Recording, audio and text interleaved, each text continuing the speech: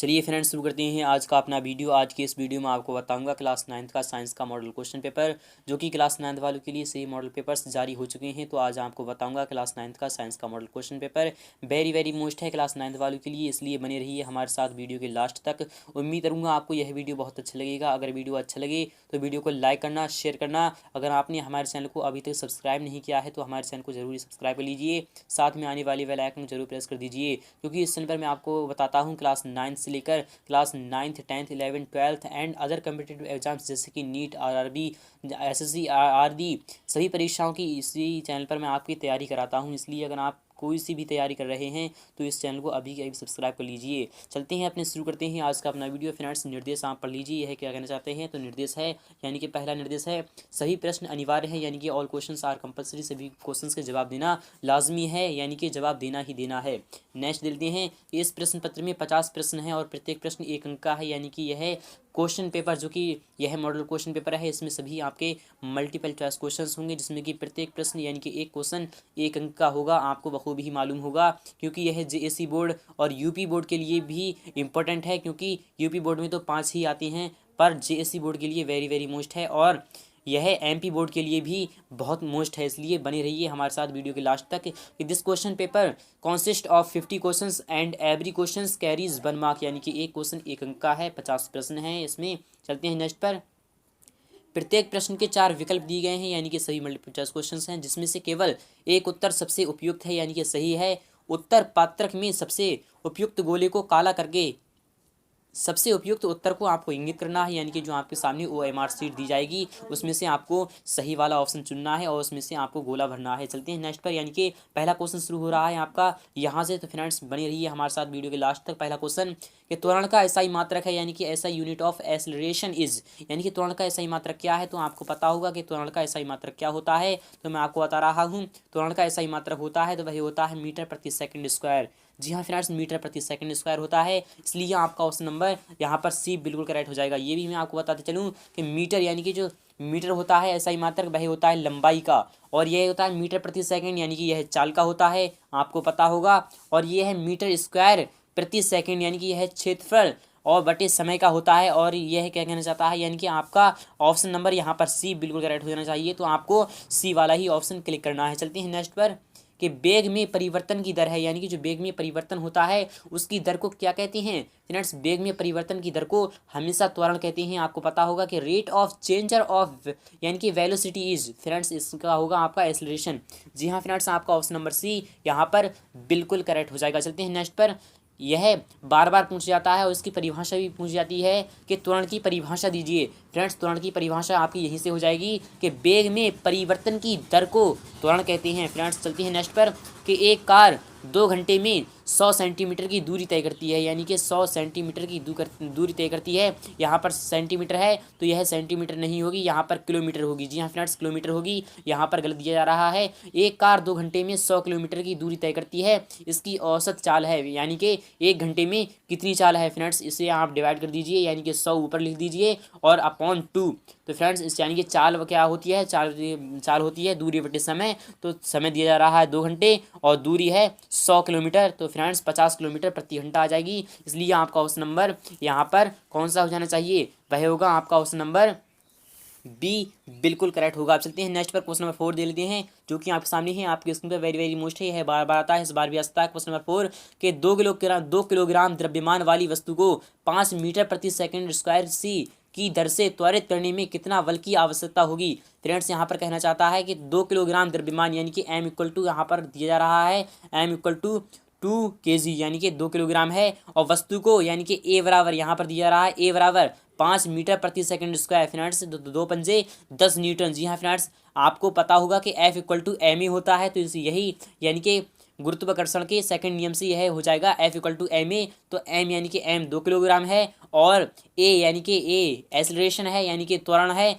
वह है 5 मीटर प्रति सेकंड स्क्वायर, इसलिए यहाँ पर हो जाएगा 10 न्यूटन। आपका ऑप्शन नंबर बी यहाँ पर बिल्कुल करेक्ट हो जाएगा। आप चलते हैं नेक्स्ट पर। क्वेश्चन नंबर 5 दे लेते हैं। चंद्रमा की सतह पर किसी वस्तु का भार पृथ्वी की सतह पर उसके भार का कितना गुना होता है। यहाँ पर कहना चाहता है weight of an object on the moon is how many times that of earth weight on the earth. Friends यहाँ पर कहना चाहता है चंद्रमा की सतह पर किसी वस्तु का भार पृथ्वी की सतह पर उसके भार का कितना गुना होता है। तो यह कहना चाहता है आपका ऑप्शन नंबर यहाँ पर डी बिल्कुल करेक्ट हो जाएगा, क्योंकि चंद्रमा पर अगर हम जैसे पृथ्वी पर एक कदम कूदे तो फ्रेंड्स और वहाँ पर जैसे कि चंद्रमा पर होगा तो चंद्रमा पर हम एक कदम की जगह यानी कि 1 सेकंड में अगर हम कूद कर नीचे गिरते हैं तो चंद्रमा पर गिरेंगे हम गिरेंगे 6 सेकंड के बाद। इसलिए आपका ऑप्शन नंबर डी यहाँ पर बिल्कुल करेक्ट हो जाएगा। आप चलते हैं नेक्स्ट पर क्वेश्चन नंबर 6 देखते हैं जो कि आपके सामने है आपके स्क्रीन पर। यह क्वेश्चन वेरी वेरी मोस्ट है।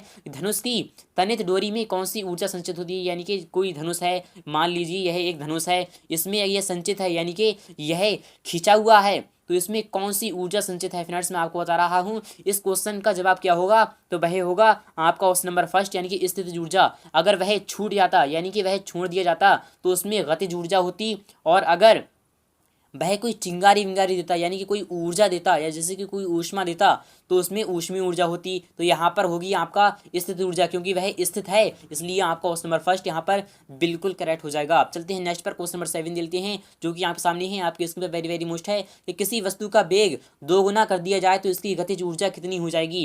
यानी किसी वस्तु का वेग यानी कि जब चाल हो जाती है यानी कि चाल में परिवर्तन की दर को वेग कहते हैं, वेग को 2 गुना कर दिया जाए तो इसकी चाल यानी कि इसकी गतिज ऊर्जा कितनी हो जाएगी। तो मैं आपको बता रहा हूँ क्वेश्चन नंबर 7 का सही जवाब क्या होगा, तो वह होगा आपका ऑप्शन नंबर सी यानी कि चौगुनी। जी हाँ फ्रेंड्स, दोगुनी की दोगुनी, यहाँ पर आप इसे शॉर्ट ट्रिक से भी समझ सकते हैं, यानी कि दोगुना का दोगुना कर दिया जाता है, क्योंकि गतिज ऊर्जा हमेशा चौगुनी यानी कि दुगनी की दुगनी होती है, इसलिए आपका ऑप्शन नंबर सी यहाँ पर बिल्कुल करेक्ट हो जाएगा। चलते हैं नेक्स्ट पर क्वेश्चन नंबर 8 देखते हैं कि इनमें से तरंग वेग वी यानी कि तरंग वेग v होती है, तरंग दैर्घ्य लैम्डा होती है तथा आवृत्ति n के बीच सही संबंध क्या है। तो फ्रेंड्स मैं आपको बता रहा हूँ इस क्वेश्चन का सही जवाब क्या होगा। वेरी वेरी मोस्ट है, यह बार बार आता है। इस क्वेश्चन का सही जवाब क्या होगा, तो मैं आपको बता रहा हूँ क्वेश्चन नंबर 8 का सही जवाब होगा आपका क्वेश्चन नंबर ए यानी कि v equal to n into lambda यानी कि n लैम्डा। चलते हैं नेक्स्ट पर क्वेश्चन नंबर 9 देखते हैं जो कि आपके सामने है आपके स्क्रीन पर। क्वेश्चन नंबर 9 ऊर्जा का व्यावसायिक मात्रक है। फ्रेंड्स ऊर्जा का व्यावसायिक मात्रक क्या है, तो वह क्या है।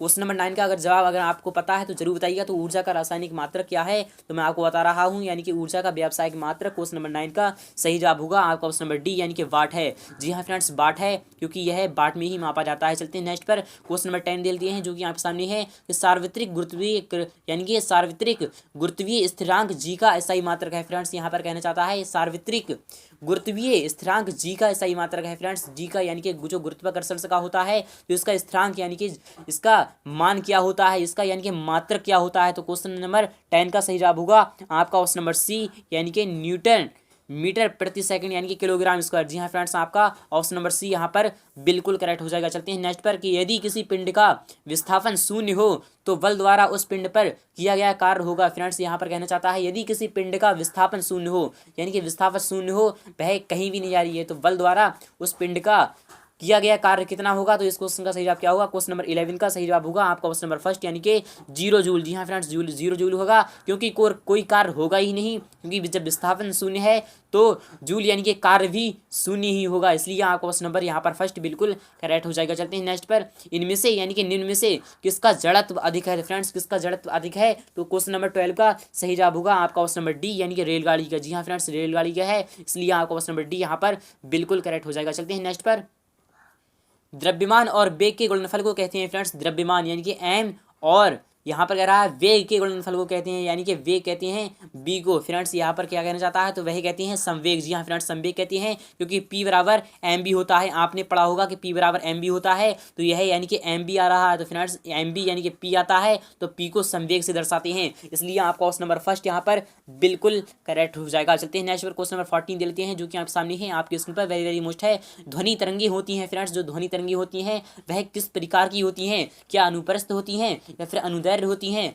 या फिर ए और बी दोनों होती हैं, यानी कि अनुप्रस्थ और अनुदैर्घ्य तरंग होती हैं या फिर इनमें से कोई नहीं होती है। तो इस क्वेश्चन का सही जवाब क्या होगा कि यानी कि ध्वनि तरंग जो होती हैं वह कैसी होती हैं, तो क्वेश्चन नंबर 14 का सही जवाब होगा आपका क्वेश्चन नंबर फर्स्ट यानी कि अनुप्रस्थ तरंगे। जी हाँ फ्रेंड्स, ध्वनि तरंगे अनुप्रस्थ तरंगे होती हैं, इसलिए आप क्वेश्चन नंबर फर्स्ट यहाँ पर बिल्कुल करेक्ट हो जाएगा। चलते हैं नेक्स्ट पर क्वेश्चन नंबर 15 देखते हैं जो कि आपके सामने है आपके स्क्रीन पर। वेरी वेरी मोस्ट है कि सामान्य मनुष्य के कानों के लिए श्रव्यता परास क्या है। फ्रेंड्स यह कहना चाहता है सामान्य मनुष्य के कानों के लिए श्रव्यता परास क्या है, तो वही है आपका 20 हर्ट्ज से 20,000 हर्ट्ज तक, इसलिए आपका ऑप्शन नंबर फर्स्ट यहाँ पर बिल्कुल करेक्ट हो जाएगा। चलते हैं नेक्स्ट पर क्वेश्चन नंबर 16 दे लेते हैं जो कि आपके सामने है, आपके स्क्रीन पे वेरी मोस्ट है।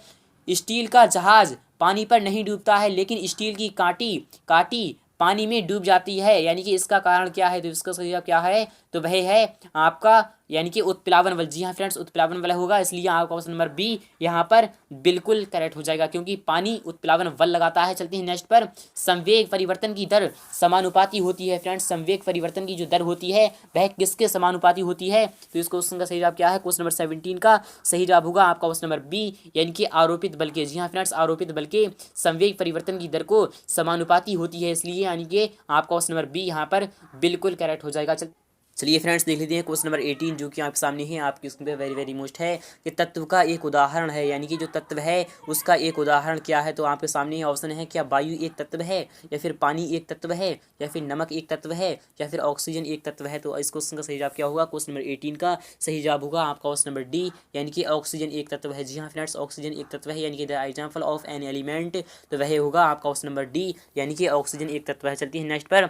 एक मोल बराबर होता है फ्रेंड्स, यहाँ पर कहना चाहता है एक मोल बराबर होता है, तो एक मोल किसके बराबर होता है? तो इस क्वेश्चन का सही जवाब क्या होगा? क्वेश्चन नंबर 19 का सही जवाब होगा आपका ऑप्शन नंबर फर्स्ट, यानी कि 6.022 इंटू 10⁻23 कर्ण। जी हाँ फ्रेंड्स, आपका ऑप्शन नंबर फर्स्ट यहाँ पर बिल्कुल करेक्ट हो जाएगा। चलते हैं नेक्स्ट पर। क्वेश्चन नंबर 20 देख लेते हैं, जो कि आप सामने है, आपके स्क्रीन पे वेरी मोस्ट है, यह बार आता है। क्वेश्चन नंबर 20, ऑक्सीजन का सही इलेक्ट्रॉनिक विन्यास निम्न में से कौन है? फ्रेंड्स, यहाँ पर कहना चाहता है ऑक्सीजन का सही इलेक्ट्रॉनिक विन्यास क्या है? तो वही है 28, यानी कि 28।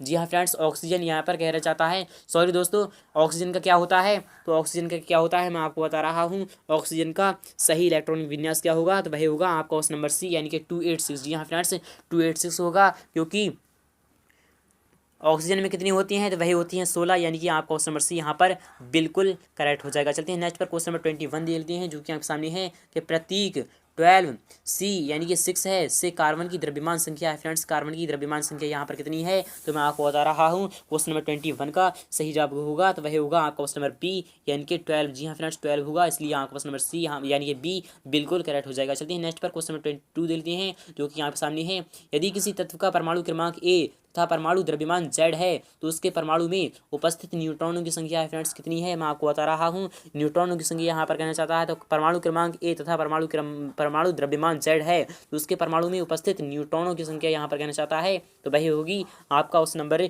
यहाँ पर सी बिल्कुल करेक्ट हो जाएगा, यानी कि ए माइनस जेड। जी हाँ फ्रेंड्स, ए से जेड को घटा दिया जाता है, इसलिए आपका ऑप्शन नंबर सी यहाँ पर बिल्कुल करेक्ट हो जाएगा। चलते हैं नेक्स्ट पर। क्वेश्चन नंबर 23 लेते हैं, जो कि आपके सामने है कि किस अवस्था में अणुओं की ऊर्जा अधिकतम होती है? फ्रेंड्स, यहाँ पर कहना चाहता है किस अवस्था में अणुओं की ऊर्जा अधिकतम होती है? तो वह होती है आपका ऑप्शन नंबर यहाँ पर कौन सा होना चाहिए? तो क्वेश्चन नंबर 23 का सही जवाब होगा आपका ऑप्शन नंबर सी, यानी कि अणुओं की संख्या क्या अधिक होती है। चलते हैं नेक्स्ट पर। क्वेश्चन नंबर 24 देते हैं, जो कि आप सामने है, आपके स्क्रीन पर 10 डिग्री सेल्सियस तापक्रम बराबर होता है, तो वह किसके बराबर होता है? तो वह होता है आपका 283 केल्विन के। जी हाँ फ्रेंड्स, 283 केल्विन के बराबर होता है, इसलिए आपको क्वेश्चन नंबर बी यहाँ पर बिल्कुल करेक्ट हो जाएगा।